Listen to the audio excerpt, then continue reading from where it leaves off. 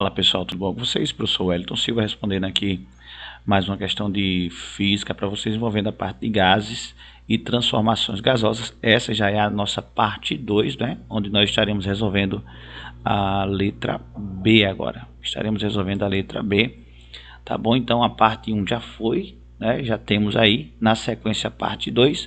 Eu não vou nem precisar ler o enunciado, porque isso aqui é uma sequência, tá bom? Então nós só vamos agora fazer a representação das transformações no gráfico, tá bom? Já deixei os dados todos bonitinhos aqui, ó. Agora é só fazer as devidas operações. O que é que está acontecendo, né, com os dados que foram fornecidos aqui? Ele pede para construir um gráfico PV, ou seja, da pressão em função do volume, tá? Então aqui eu tenho a minha pressão, ó, pressão em ATM, e eu tenho aqui o meu volume em centímetros cúbicos, tá bom? Então eu vou colocar aqui, ó, aqui vai ser 1 para mim e aqui 2, 1 ATM, 2, porque eu estou baseando nos valores que eu tenho de pressão. Eu tenho pressão 1, aqui 2, aqui 1 e aqui 1, ou seja, eu só preciso de 1 e 2 de pressão aqui. Em relação ao volume, é 800, 400, 400 e 800. Então, eu também faço a mesma ideia aqui. Eu vou colocar aqui valendo 400 centímetros e aqui colocando 800 centímetros cúbicos. Vamos marcar os pontos, né? Em relação da 1, tá certo? Da 1. Quando a minha pressão for 1, o meu volume vai ser 800. E aqui eu vou marcar, ó. Quando a minha pressão for 1, perfeito? Tá aí, ó, bonitinho. Minha pressão 1, meu volume 800. Tá bom? Tudo certinho? Tudo tranquilo? Ok. Então aqui eu tenho meu primeiro ponto, tá? Isso aqui relaciona a 1. Agora nós vamos para o ponto 2. No ponto 2, quando a minha pressão for 2, o meu volume é 400. Então eu venho para cá, ó. Quando a minha pressão for 2, o meu volume é 400. No ponto 3, o que é que acontece? A minha pressão cai para 1 e o meu volume continua sendo 400. No ponto 3, tá? Acontece isso aqui. E o ponto 4 volta às condições iniciais, né? Lembrando que esse 27 Kelvin aqui corresponde a 80,6 Fahrenheit. Então volta para as mesmas condições de pressão. Agora nós vamos ligar os pontos aqui. Lembre-se que do 1 para o 2 acontece uma transformação isotérmica, tá?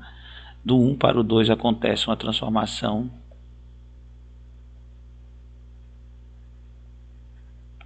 isotérmica. Quando a transformação é isotérmica num gráfico PV, tá? Num gráfico PV, nós teremos uma curva. E como é que fica essa curva, professor? É do 1 para o 2. Nós teremos uma curva, tá bom? Uma curva aqui, ó, do 1 para o 2, tá? Uma curva. Esse é o sentido do movimento aí. Uma curva do 1 para o 2. Toda vez que for uma transformação isotérmica, nós teremos uma curva no gráfico PV, obviamente. Agora, do 2 para o 3, houve uma diminuição de pressão, mas a volume constante, né? Uma diminuição de pressão, só que a volume constante. Aqui foi o caminho, ó. Tá bom? E ainda nós temos do 3 para, que nesse caso esse ponto 1 aqui vai ser o mesmo ponto 4, né? Correto? Ó, do 3 ele vai para o 4, só que o 4 é igual ao 1. Perfeito? De maneira que você vai ter que do 3 para o 4 houve uma expansão e o caminho foi absolutamente esse aí. Tá bom? Bem fácil, né? Bem simples, bem tranquilo aí a questão de fazer o gráfico, tá certo? Tranquilo? Espero que você tenha gostado da explicação. Curta o vídeo, comente, compartilhe, inscreva-se no nosso canal. Espera aí, deixa eu ver se eu posso te ajudar mais aqui. Olha só, eu posso dizer o seguinte, ó, do 1 para o 2 houve uma compressão, não é? Isotérmica. Houve uma compressão isotérmica, beleza? Onde eu aumentei a pressão com a temperatura constante. Do 2 para o 3, o que foi que aconteceu? Houve uma transformação isovolumétrica, tá?